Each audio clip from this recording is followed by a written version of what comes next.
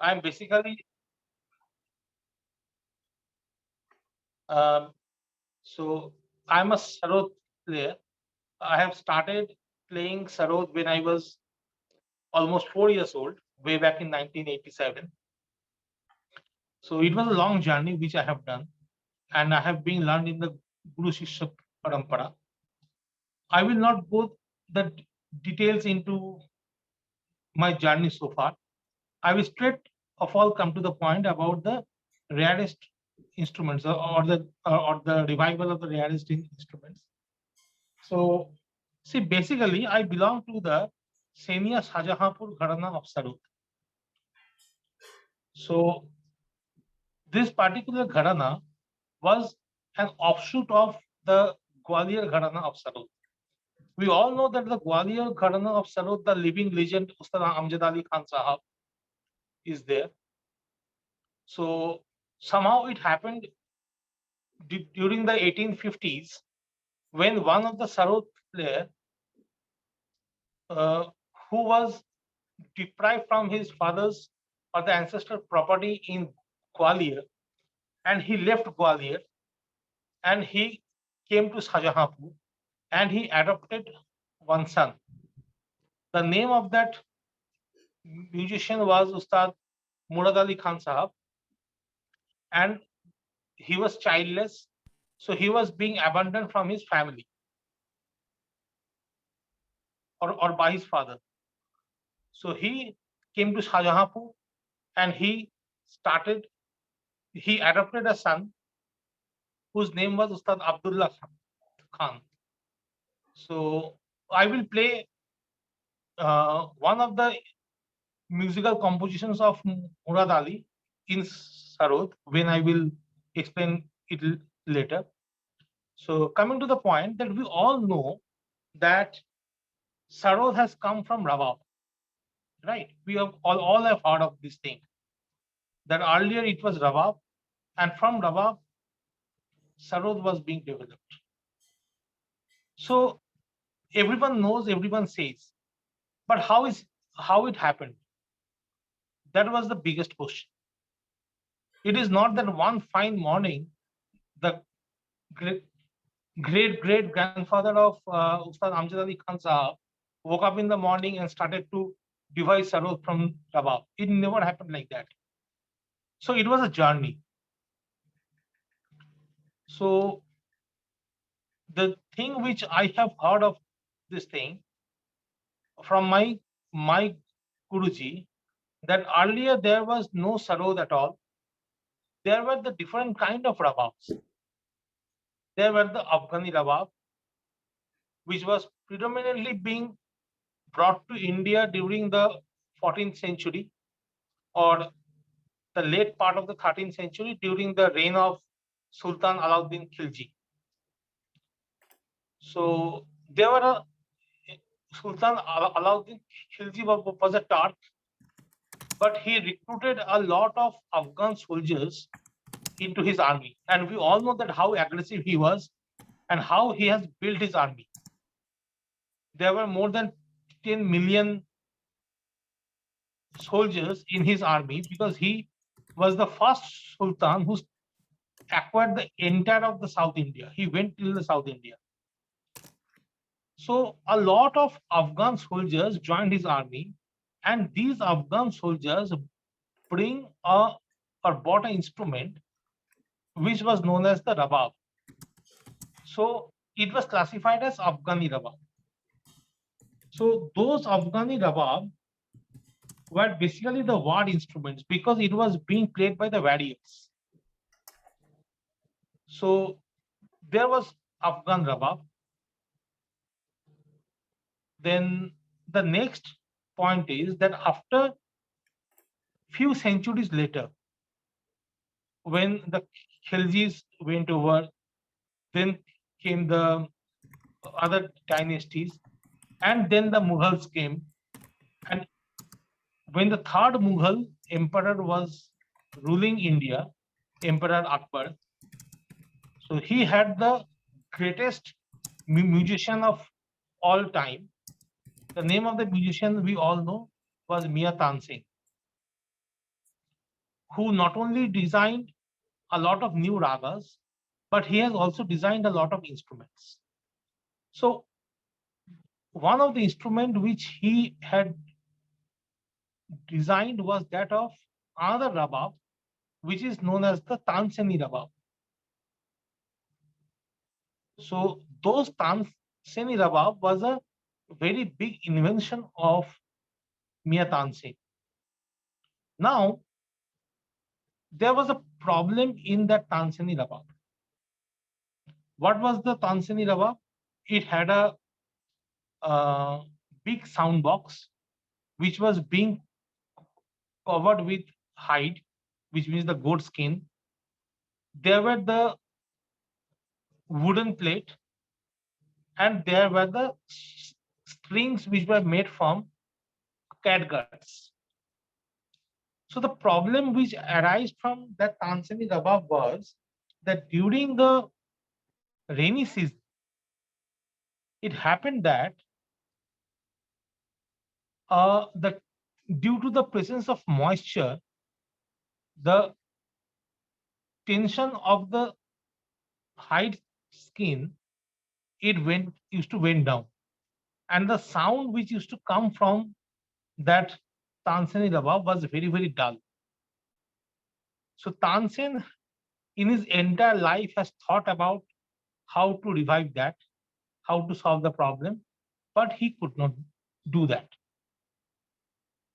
One or 1.5 centuries after, Tansen's great grandson, Ustad Zafar Khan, at one point of time during the 18th century, was invited by the Maharaja of Varanasi to give his performance in the Tanseni Rabab.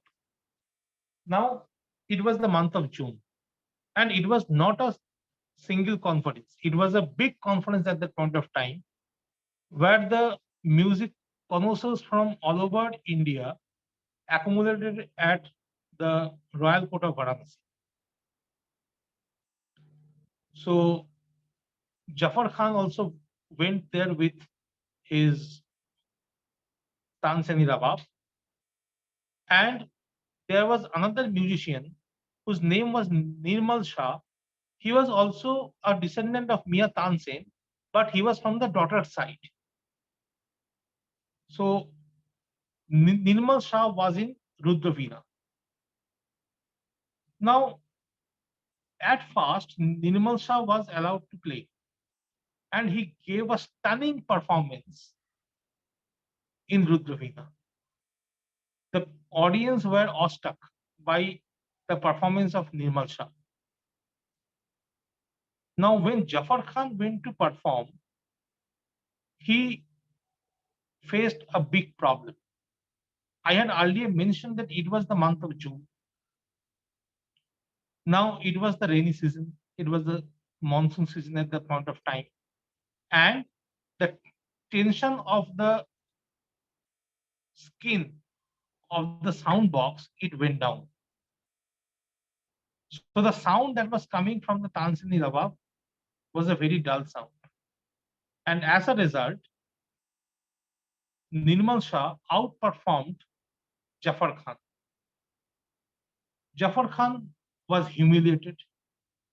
He was a master musician, but everyone, in front of everyone, he felt that it was a big insult for him. So what he said, he asked the Maharaja of Kashi to give him one more chance. I am speaking of the 18th century. So the Maharaja of Kashi gave him the chance. So he told that to give him some months of time, he will come back with a better instrument, and he will give a much better performance than any of the musicians who were presented over there. The Maharaja of Kashi had given him that permission. Now he went back, I am not sure about that at which location he went. Some historian says that he went to Rampur in the court of the Nawab of Rampur at that point of time. Some said that he went to South India. Some says that he went to Gwalior. So there were a lot of debates. So what he had done, the first thing, he removed the goat skin and he replaced the goat skin with a wooden top. He removed the wooden sound box and he inserted a uh, code sound box like the sitar or the surbahar. He removed the wooden plate and he introduced the steel plate or the iron plate. He removed the catgut string and he started to use the steel strings or the iron strings. And as a result, a new instrument was being born. I will show you this particular instrument. Now, when that instrument he came back to Varanasi, he played that instrument in front of everyone, and the people were mesmerized by the sound of that instrument. And the name that the Maharaja of Kasi had given to that particular instrument was known as Surshingar, which means the flow of sur, which mesmerizes the audiences. So, hence, a new instrument, Surshingar, was being born. So, let me show you the instrument first.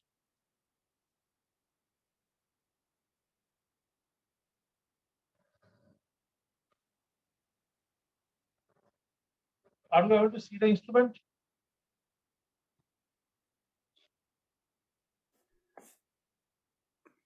Is it possible to go a little back, Joydeep Babu, so they can see the entire structure at one shot? Yeah, little more. Yeah. So, guys, do you get an idea, or it's okay, of this majestic instrument? Well, Hello. I can't really see. One second. Let me Oh, put the camera a little back. yeah, I can see it. Okay. Punjab, can you show your face for a few minutes? And Okay. then that is Mr. Punjab. He's my youngest student. Okay. हाँ of कर दो कोई बात नहीं Okay. but keep listening. You will see some fantastic things, Punjab. Okay. Have you seen it? Everyone has seen this instrument? Yes. Do you know how to play it? I will show it to you. Just look at the front.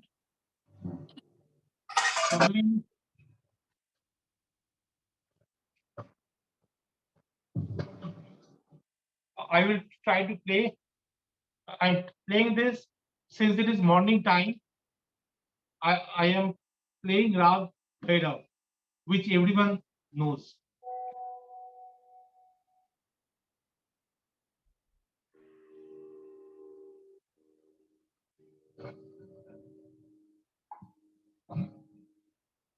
Are you able to see?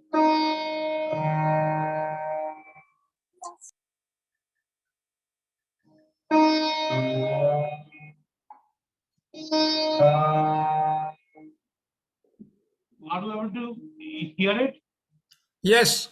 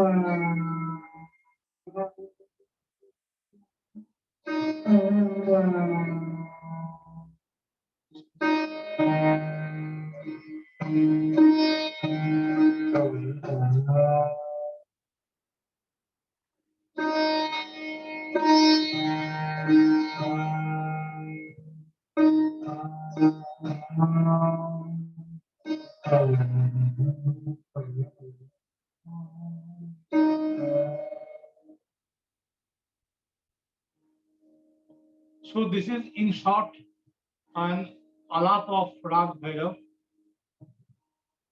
I hope that it was audible to everyone. I was not able to see the comments that was coming because it is quite a long distance.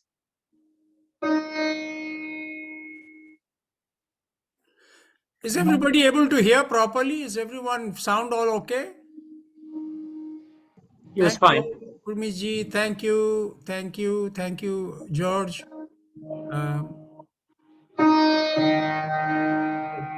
Excellent. Now, I am trying to play a little bit of jod in this because this traditionally, this instrument was meant to play only the alap, jod and chala. So let me play a in short some parts of jod and some parts of chala, so that one can get an idea about that how it is being played. This is the Dhupak style of making the alap, jod, chala.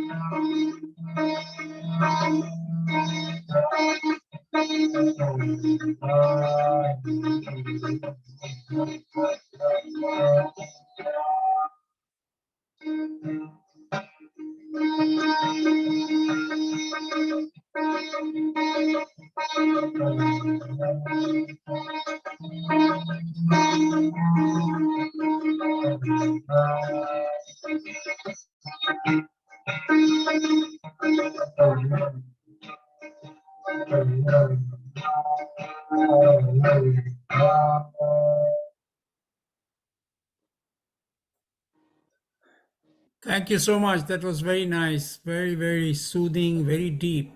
Uh, what I suggest is before we go for a small question answers around, I would request Joydeep Babu if he could kindly play the sarod little bit for us so that there'll be just little bit. So there is a contrast and just Absolutely, absolutely. Even after this, I was thinking of speaking about the story of the sarod, so that people can understand that how two different instruments have developed from the same ancestor, the rabab. I think it's a beautiful idea. What I suggest is if that is okay with you, let us hear the sarod because it is very close what they have just heard for comparison. Then we Okay, go on to the historical part. absolutely. So then this is clear in their mind. Da, da, da, da, da, da, da, da. Then let's hear what the Sarod is talking about. So they will get a beautiful idea. Then we can go into the. Is that okay, guys, or do you think?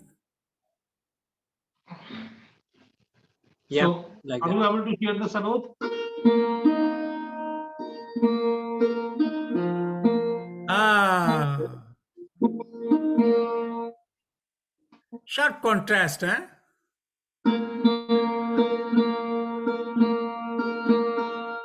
I am playing the same rag.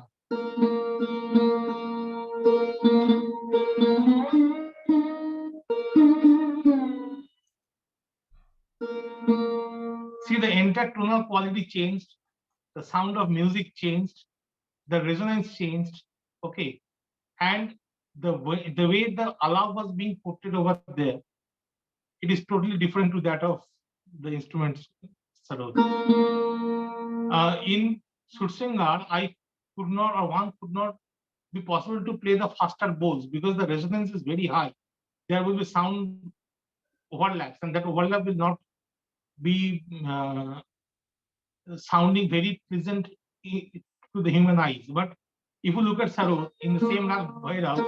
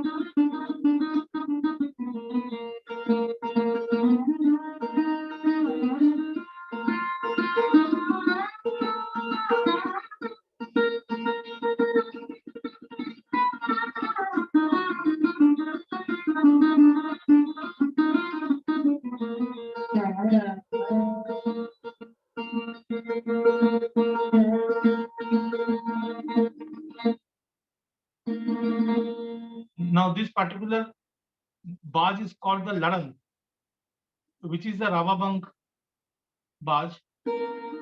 So it is very, very peculiar to Sarod and to the Sajanpur Gharak.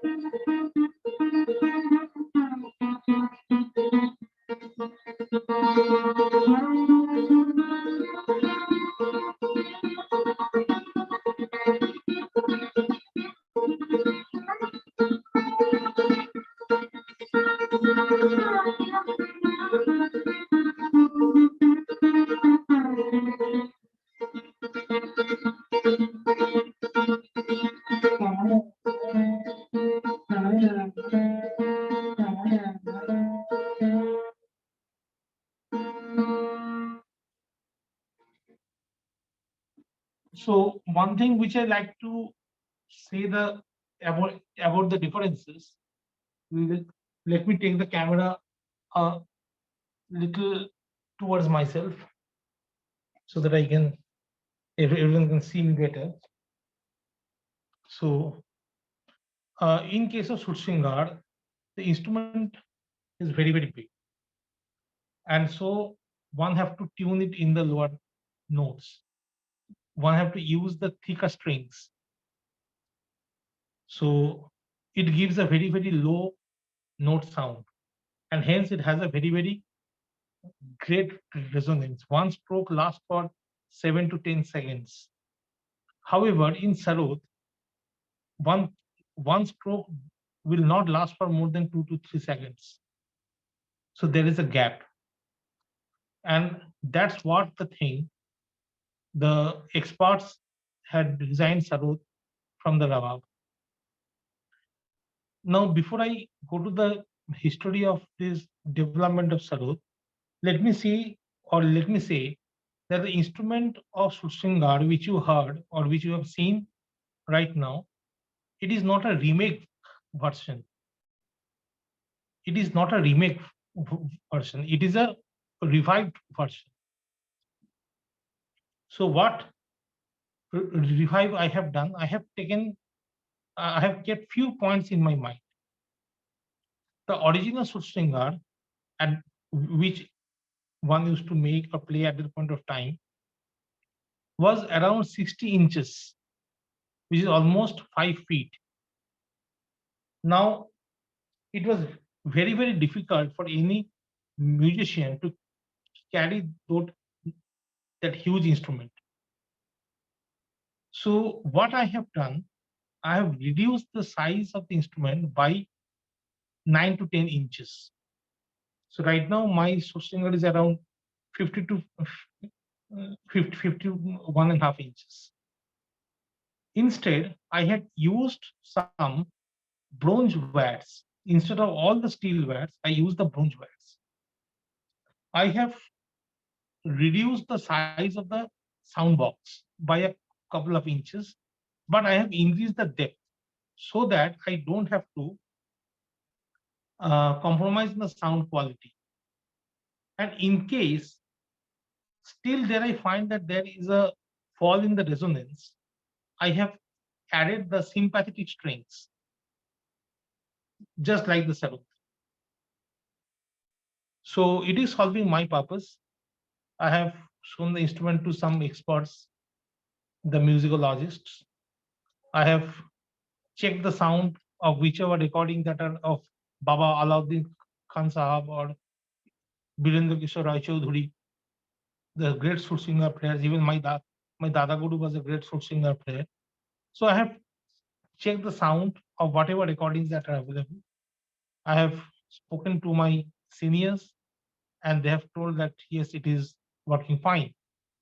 So it was a total 2 to 3 year exercise to revive one instrument, because right now there are no Sursinger players in India or in the world, and we can only see the Sursingers in the museums nowadays. So I have to study the geography of the instrument, the nitty-gritties of the instrument, and then I have to I have to instruct the maker.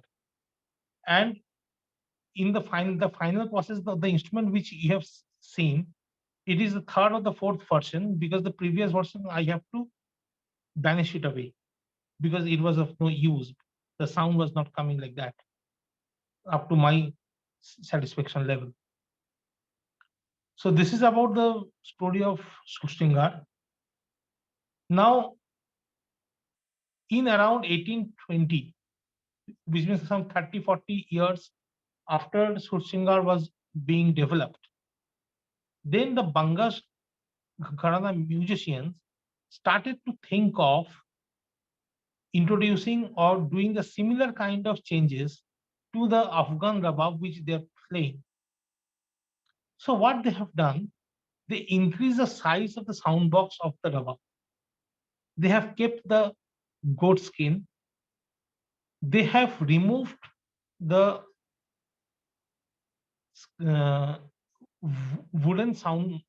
wooden plate and introduced a steel plate just like that of the Surshingar. And instead of the catgut string, they started to use the steel strings. And likewise, another new instrument which was developed from the rabab, it was being invented around 1820, 1825. And that particular instrument, nowadays we call it sarod. So the ancestor was the rabab, the Tansani rabab or the Afghan rabab. And both the instruments which was being developed from the rabab are Surshingar and sarod. So they are just like the big brother, the elder brother, and the younger brother, developed from the same parent, which is the rabab. I have shown you the instrument sarod.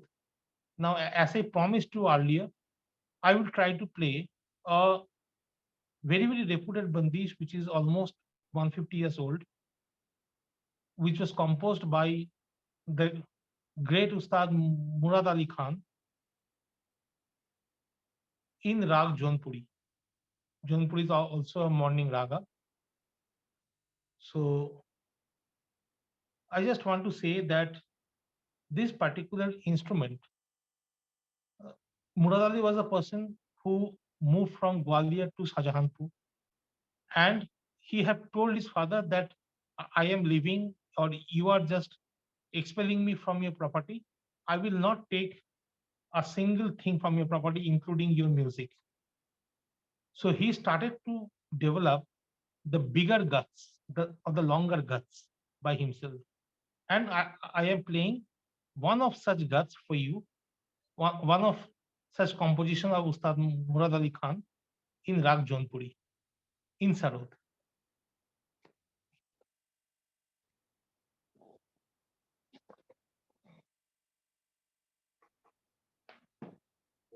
Just give me 2 minutes to adjust the tanpura. In the meantime, allow me to introduce Mr. Punjab, who was eating before, and now I think he has stopped eating. He takes 3 hours to eat, but it is okay. 24 hours are there. And he is a wonderful person to be with. And, just like Joydeep has a younger student, and if you go to his YouTube and you will see how the student he is teaching, same way I teach Punjab. Go ahead, Joydeep Babu.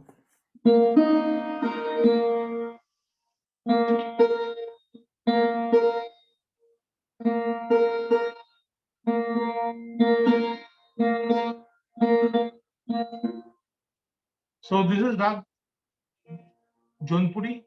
I am playing 1 minute of Oucher, and then I will play the bandish or the composition of Ustad Murad Ali Khan.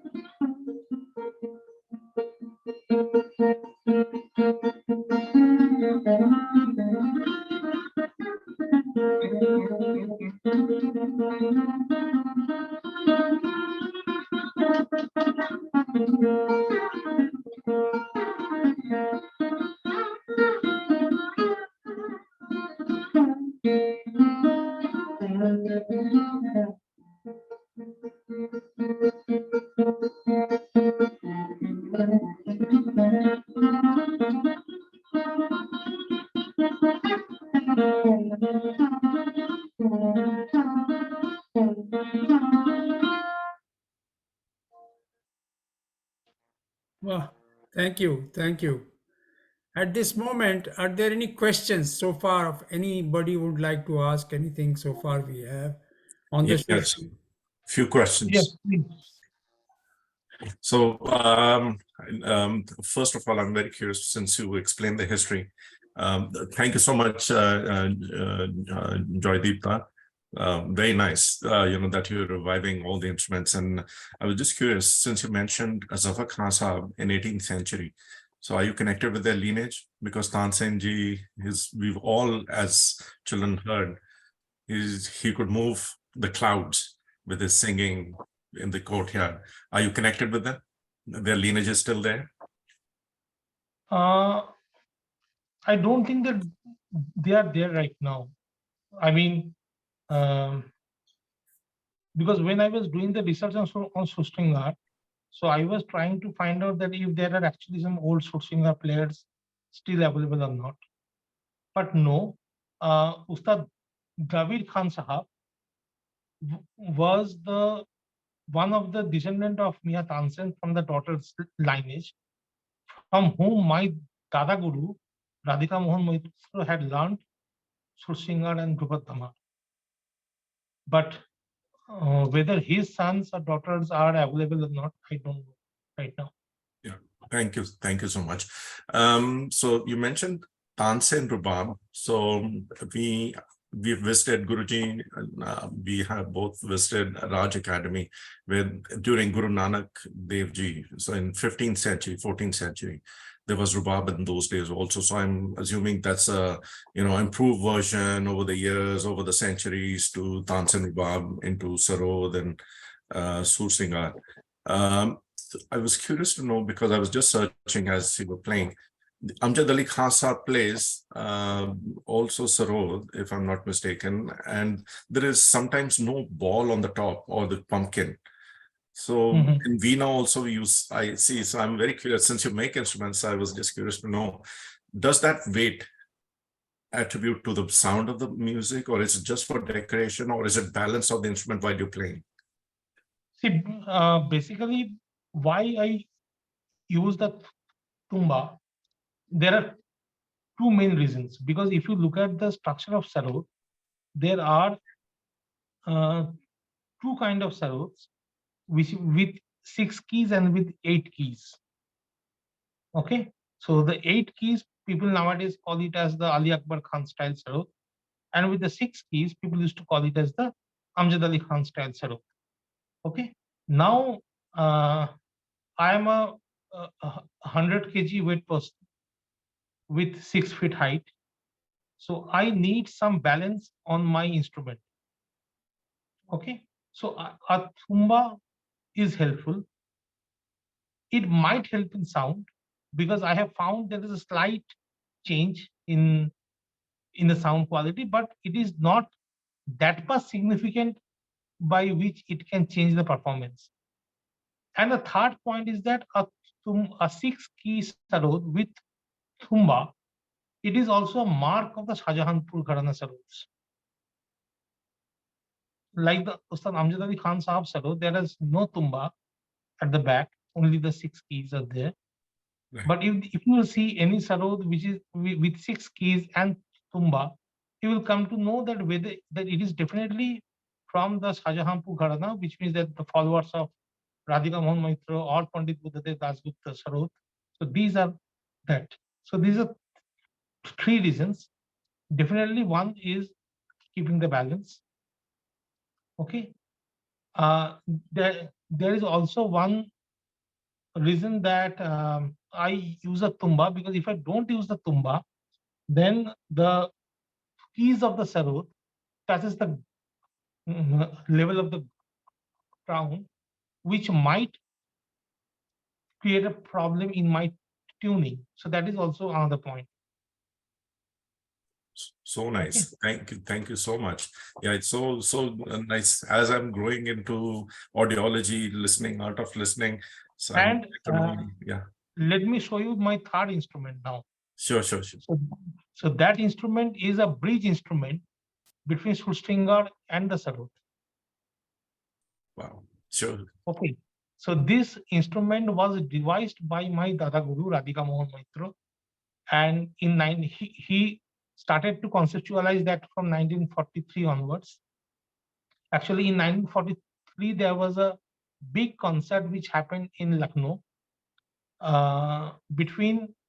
It was a Jugalbandi concert where Ustad Sadiq Ali Khan Sahab were in Rudra Veena, and my Dada Guru Radhika Mohan Maitra was in Surshingar.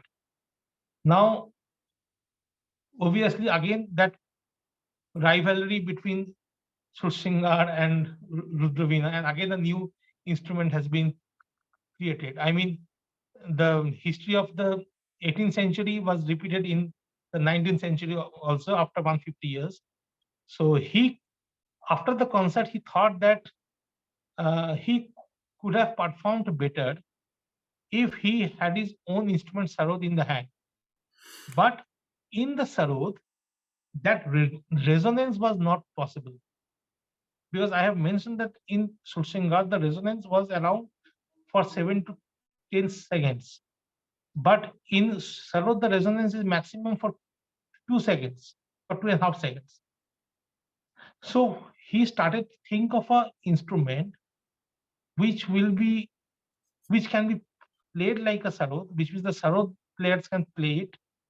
It will have the tonal quality of a veena, and all the ornaments which were to be one used to perform in Surshingar can be done. So it was a 3-in-1 instrument. And then in 1948, after 5 years of conceptualization, he come up with this particular instrument. It is a much shorter instrument. The size of the sound box is reduced to sarod. It can be played like a sarod. It has and the top one is like that of a veena. So 1 second, let me. So do they have any, at this point, is there any other questions so far, like Gurmeet ji had, any other burning questions which you have, which you would like to ask? Yeah, go ahead, Punjab. So is there why did they have to change it up, and what does resonance mean? Sorry? Why did they have to change up the sarod into a new instrument? Because he was looking for a certain kind of thing which where he can perform the ornaments of Surshingar into a sarod. Oh. Okay. Okay. Because I have mentioned that Surshingar as an instrument is very, very difficult to play. You have seen that it is such a bigger instrument. Carrying the instrument was very, very difficult, right? But it was the ideal instrument to make or to perform the Alap Jor Jhala. And another question. So yes. before the sarod was made, the person had to change it up into the sarod. But why couldn't he play that old instrument in June? Why was the sound very dull? Sorry? Why was the sound of the old instrument, I don't know what it was called, very dull? See, if you see that this instrument sarod, this is made of animal skin, and it is highly tensed. I mean, the tension is huge. So what happens that in earlier days, now we have a lot of new technologies by which we can absorb the moisture. Okay, but earlier days, due to the moisture, that skilled labor was not there, and as a result, we don't have that strong glue to attach it. Okay, so the tension used to fall, and hence the sound used to fall. So right now, so the sound is there because the tension is there. If the tension is not there, the sound would fall. Oh, Okay, okay. the quality of sound will degrade. Now, what if you look at this particular instrument? This is called after the name of Pandit Radhika Mohan Maitro. The instrument was named as the Mohan Veena.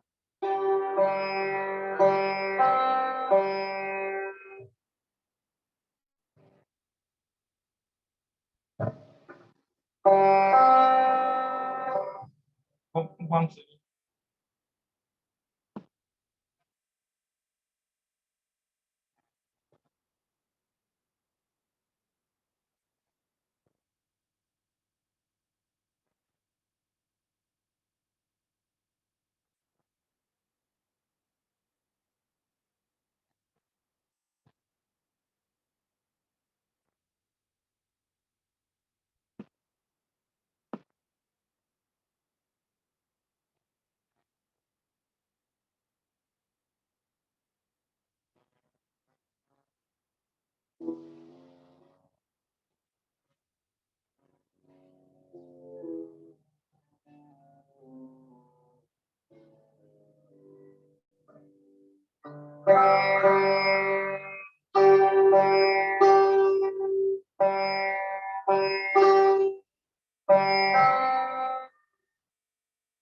Are you able to hear the instrument?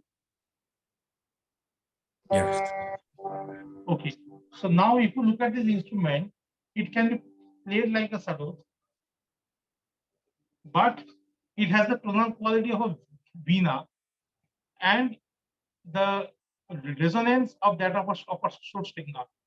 So I am again going back to the old raga Bhairav, and then you can relate that how the sound of Surshingar versus that of a Mohan Veena.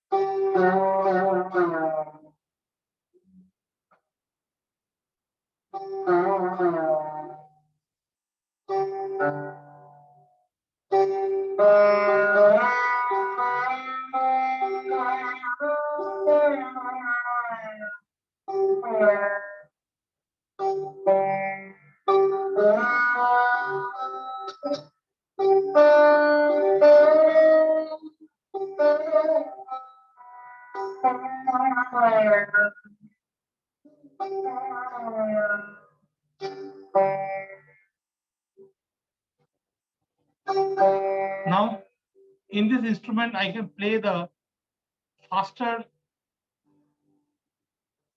phrases just like sarod.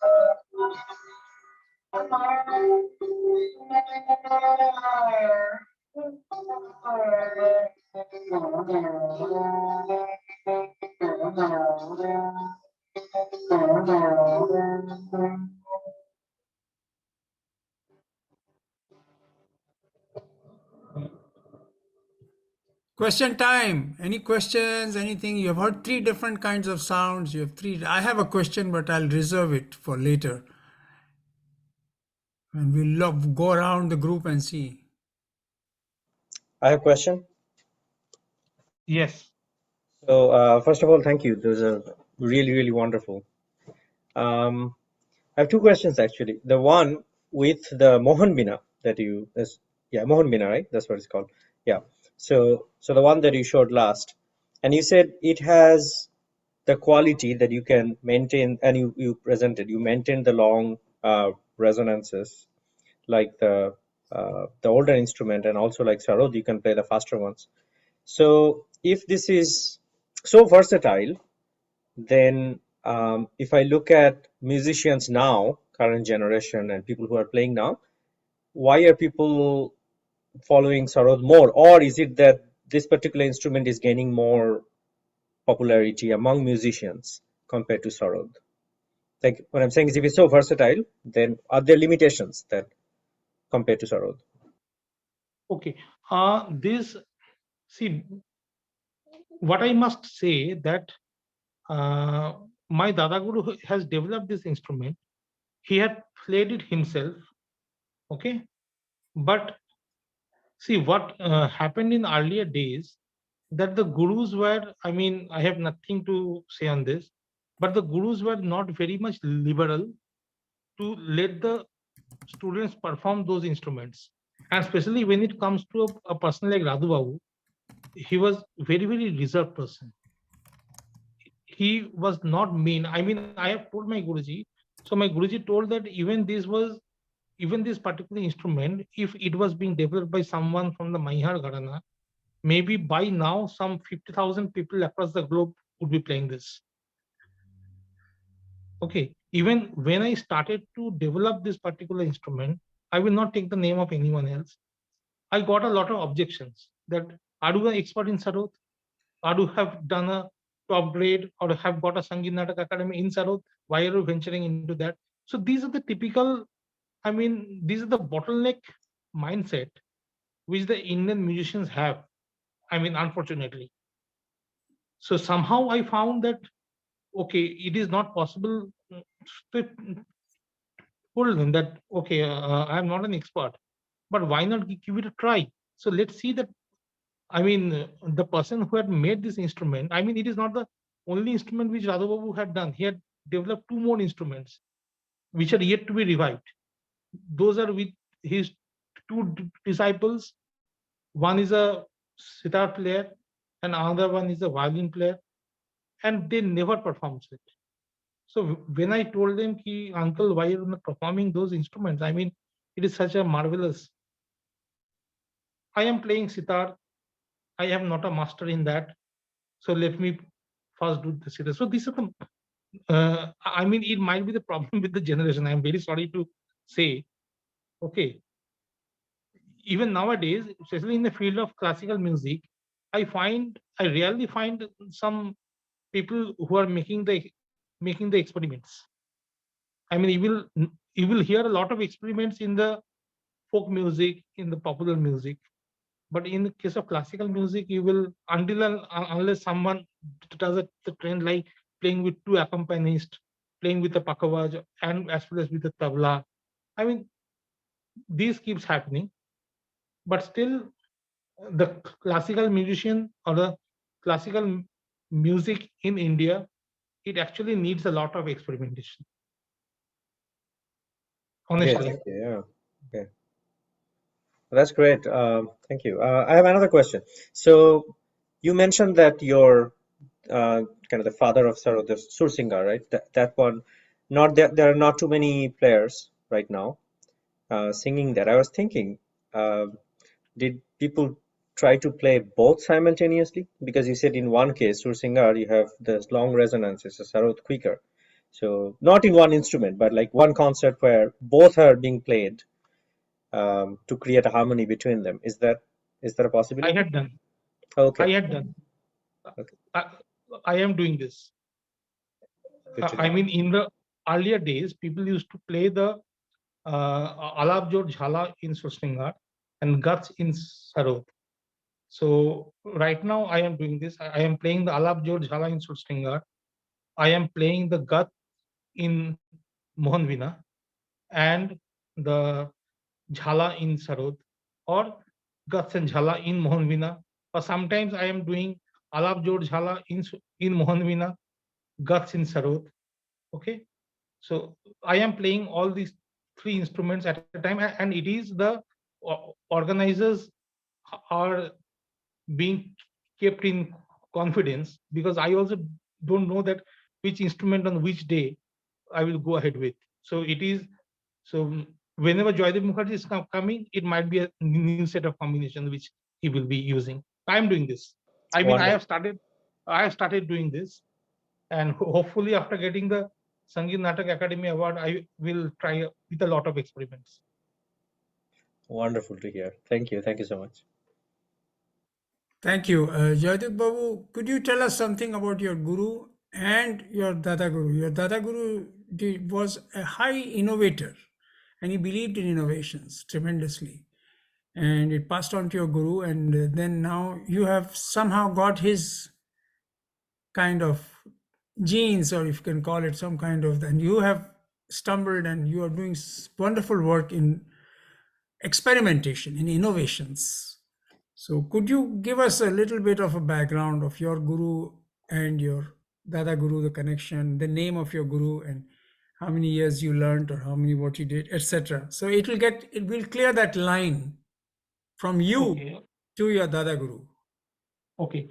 My Dada Guru had learned. He was a zamindar of Rashtrahi, the zamindar of Rashtrahi estate, which is now in Bangladesh. He was a zamindar, the son of a zamindar in Rashtrahi. So he was a feudal lord, and his father employed Ustad Amir Khan Sahab, the Sarod, not the vocalist Amir Khan Sahab, the Amir Khan Sahab of Sarod, as his court musician.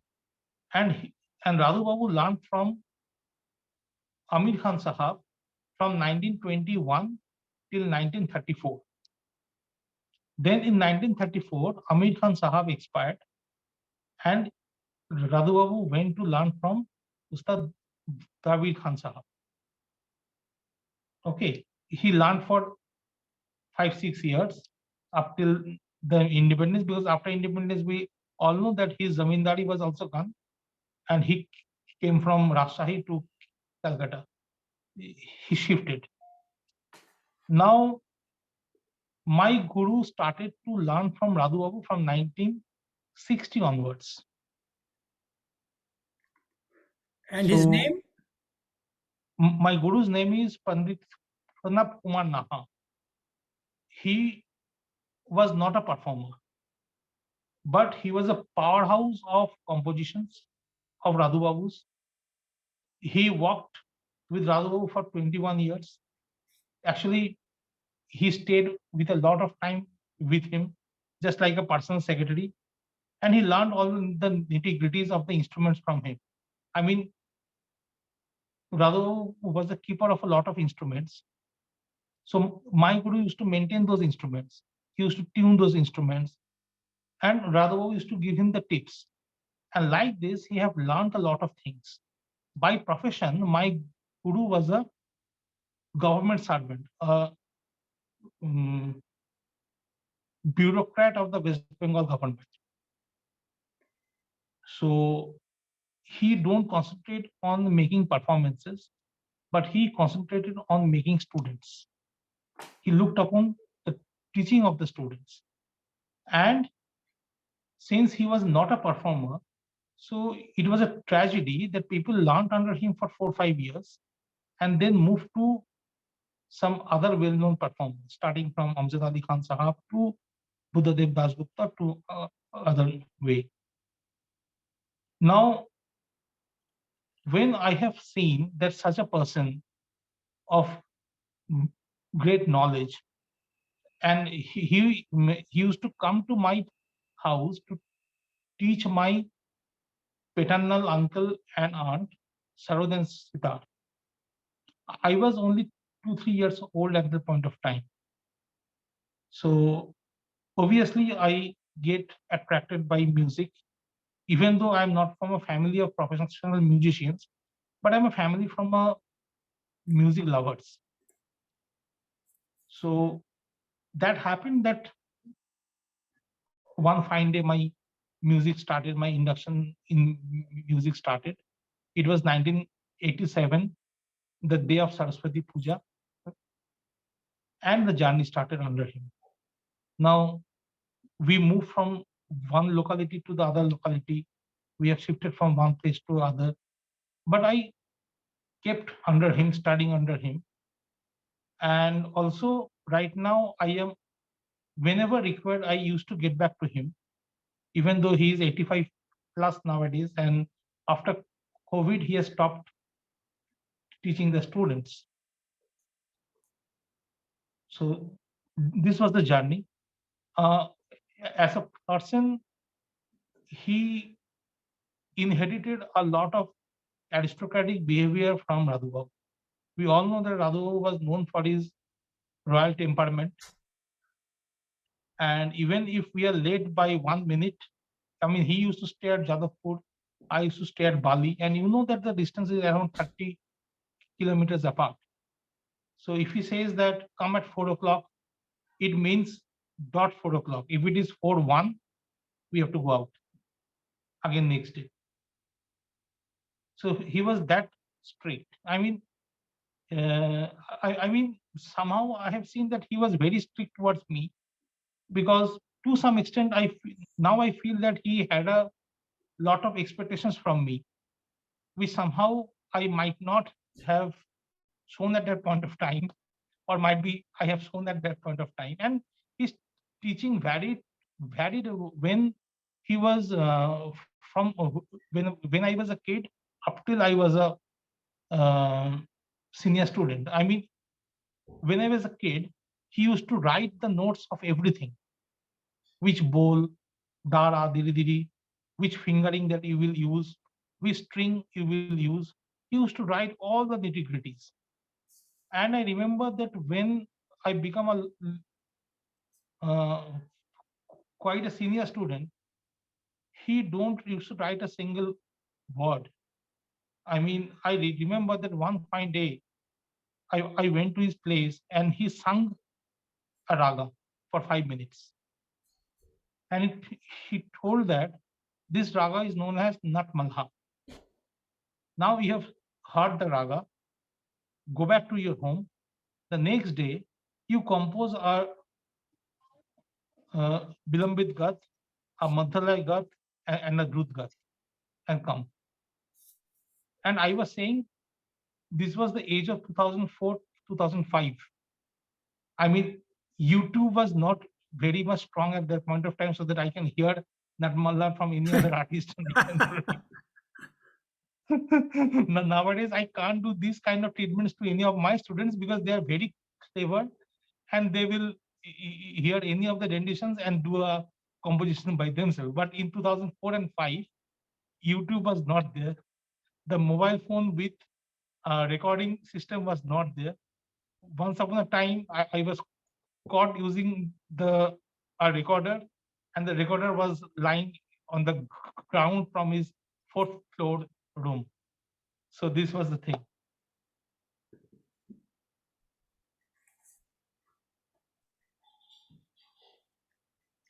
Nice, nice. Is there any other questions you have on this wonderful performance today? Anything else? Shwangana ji, Aditya Anyone, ji, any questions? questions? Stephen?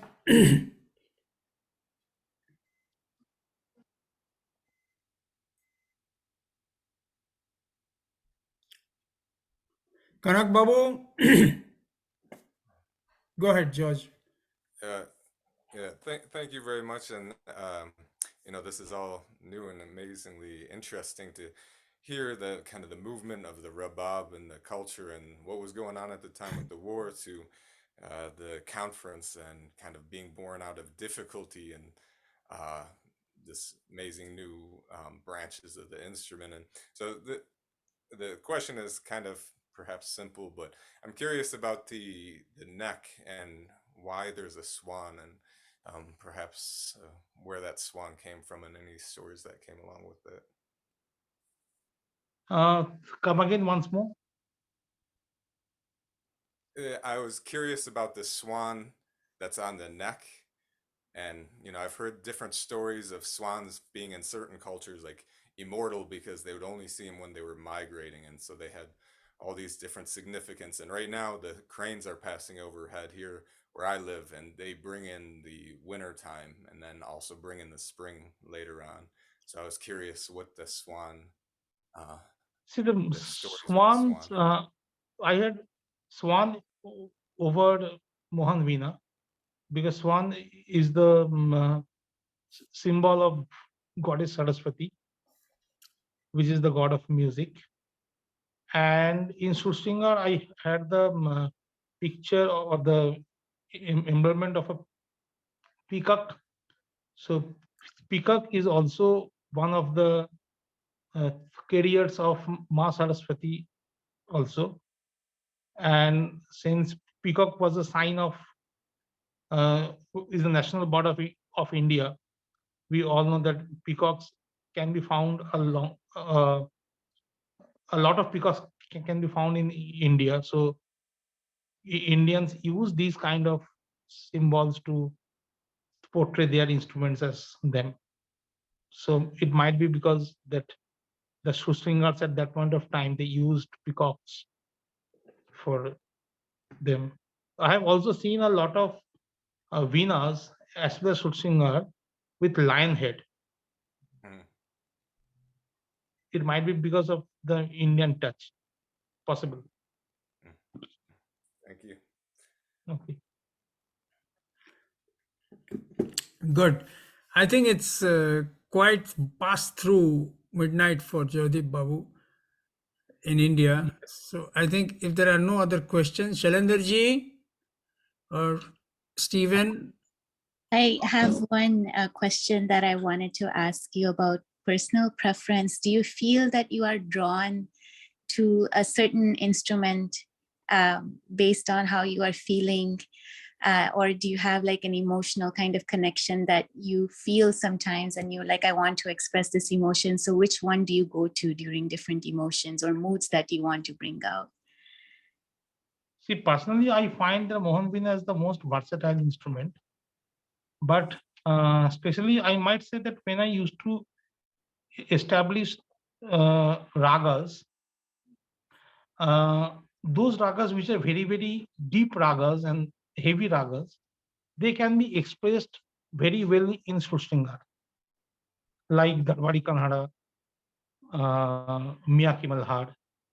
Okay, the same thing can be happening for in Mohan Veena also.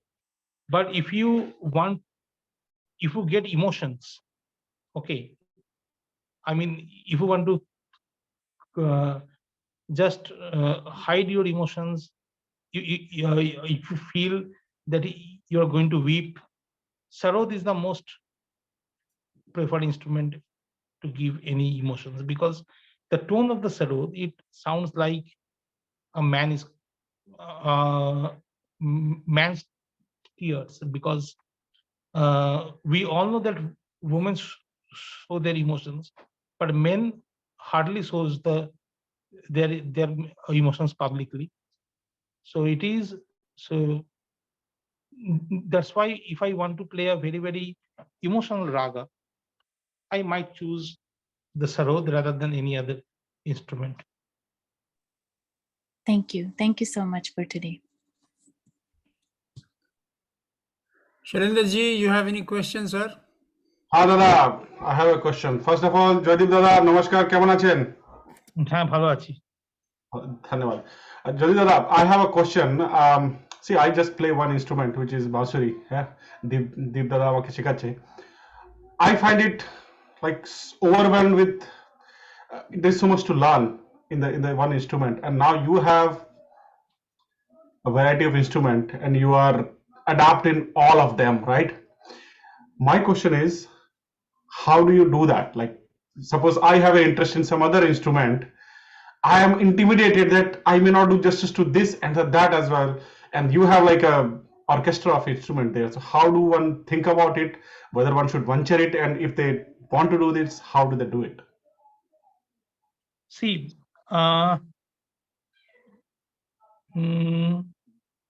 it's a nice question actually. Very good question. It's a very good question, but let me give you one example also.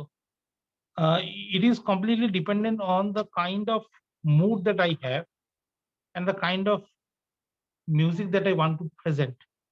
Say, for example, if you want to, let me give you some example from Bollywood, because I hope that you follow the Bollywood movies. So suppose if you want to make an action movie, you will choose Ajay Devgan as the hero, right?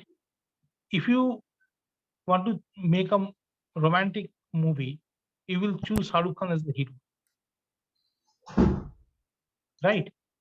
So basically, whenever I want to portray some or go to present a particular concert, if the organizers don't give me their choice, so I think that what rag I will going to present, what mood will I going to present, and accordingly I select my instrument. Okay. That is answer to an additional question which I had. Good, thank you very much. But my original question was, you are already an expert in all these instruments and you are choosing based upon what you want to present. I'm thinking about before that before you became expert in all this instrument, you must have thought, okay, let me do this, let me do that, let me plan all this instrument. I only play bansuri. Suppose I want to venture into some other instrument, I get intimidated, but you have so many of them. So how do a person who wants to go from one instrument to another, or have both of them, or more than one, how do they think about it? Or do you even suggest that, don't worry about it, just focus on one? See, basically, if you look at these three instruments, these are fretless instruments, right? So I have practiced the fretless instrument for 35 years. So my expertise is about fretless instrument. Now, if someone asks me to play the sitar, which is an instrument with frets, or the surbahar, or a veena, so these are the instrument with, or these are the fretted instruments, right? So that will be a very, very difficult task for me to play. Even if I play it, it will be only for demonstration to my students. That's it. I cannot play it publicly because I don't have the expertise in that. So if you look at these three instruments, they are common on one ground. It is that it is a fretless. These are all the fretless instruments. So I cannot go beyond the fretless the instruments, or I have to stick myself only to the fretless instruments. Now, if someone asks me to, or say for example, if I play the bansuri, then I might, depending on the mood, or depending on my what I say, my emotion, I will be looking to the wind instruments only, like Exactly. Allow me bansuri, to, Jaydeep sehenai. Babu, Yes. may I steal it from you for a minute? Exactly. So the commonality is very important. So going back to what he's saying, wind instrument, bansuri is fine. You know, you can innovate. You can have. I play a bit of you know, the shenai. I play a bit of harmonium, harmonica, because it is a wind instrument category. But allow me to share. I also tried my hand at strings at one point of time, and I found, leave the fretless component which he's talking, or with fret. He has identified and grown accordingly his family. But I found it very tough to find myself in the string, whether it's a guitar or whether it's a sitar or even whether it's a banjo. I have my father's banjo. And as he said, maybe a little bit playing for my students and all that to show, and a little bit of, you know, change of flavor. Every day you are having dal, one day you have a little bit of paneer. But I cannot feel at home. Even when he was tuning the Surshingar, I was thinking that, oh my God, there are so many components for them. But from the young age, he has been trained accordingly. So his muscle memory is with the strings and the fretless, which he mentioned. So for him, it's a very small transition. Somebody looking for us may say, oh my God, he has got so many instruments. He plays sarod, Surshingar, Mohan Bina. Oh my God. But the commonality is important. That was probably what Joydeep was trying to say. Correct. Is that right, Joydeep Babu? Or Yes, absolutely, absolutely. Okay. good, excellent. Thank you, Jyodeep Dada. Thank you, Deepda. Thank you. Thank you. If there are any other questions, if not, then we will take it off from here with a wonderful thank you to Joydeep. I wish you all the best. I wish you that you continue to innovate as beautiful and bring all the past glories back today into our culture. And thank you, all of you. It has been wonderful. Very nice to hear, Joydeep. Thank you, everyone. It's amazing. Thank you for calling me. Yeah. Thank you, Deepda. Thank you. Thank you, everyone. Namaskar. Namaskar. Namaskar. Thank you. And if guys want to stay around, most welcome, you know, and talk, or, you know, you want to